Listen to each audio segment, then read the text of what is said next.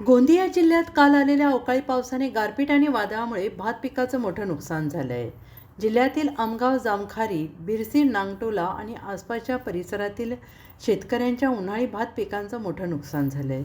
कापणीच्या उंबरठ्यावर असलेली पिके पूर्णपणे जमिनीवर कोसळल्याने शेतकऱ्यांची उपजीविका हिरावली आहे। पिकांचे मोठ्या प्रमाणावर नुकसान झालेलं आहे। अनेक ठिकाणी शेतात पाणी साचल्याने परिस्थिती आणखीन गंभीर झाली आहे आणि या प्रचंड नुकसानीमुळे शेतकरी पूर्णपणे हवालदिल झालेले असून प्रशासनाकडे तातडीनं पंचनामा करून नुकसान भरपाई देण्याची मागणी शेतकरी करत आहे। आपली व्यथा व्यक्त करताना शेतकरी म्हणाले, आमचा कष्टाचा सगळा पैसा एका तासात वाया गेला। माझे नाव मुनेश्वर एतराम खोब्रागडे। माझी 4 एकर शेती असून 4 एकर शेतीत उन्हाळी धान मी लावलेलो होतो आणि पूर्ण धानाचा नुकसान 98% नुकसान झालेलं आहे।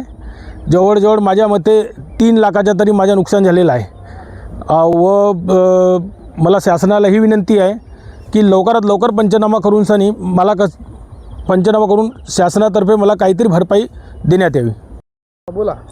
मी विलास मेश्राम, ग्राम जामखारी इथं माझी शेती आहे आणि त्या शेतामध्ये रब्बी पिका आम्ही घेत असतो आणि शासनाकडून कर्ज घेऊन आम्ही रब्बीचं पिकं घेतो आणि त्या कर्जाच्या पोटी आमची दयनीय व्यवस्था अगोदरचीच आहे आणि या जामखारी परिसरामध्ये आणि नांगटोला परिसरामध्ये 3 ते 4च्या दरम्यान मोठं असं वादळ आलं।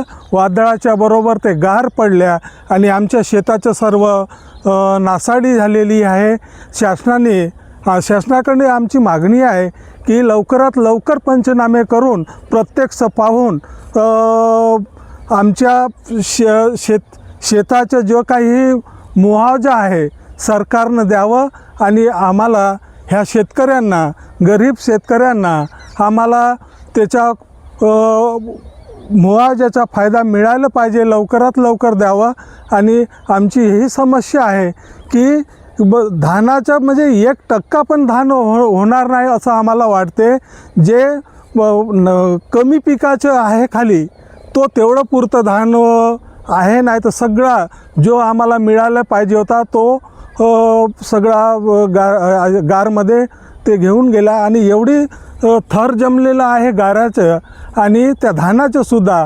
तर हे आम्हा शेतकऱ्यांना ते शेतात जाऊन आम्हाला एवढं दुःख होत आहे की डोळ्याला अश्रू येऊन आता आमच्या समोरचं काय होणार ह्याबद्दल शेतकरी खूप भावुक झालेले आहेत। तो प्रत्यक्ष असं कर्जापोटी काय होईल समोरचं आमच्या, हे आम्हाला शासनानं भरपाई करून द्यावं एवढीच शासनाकडून आम्हाला मागणी आहे।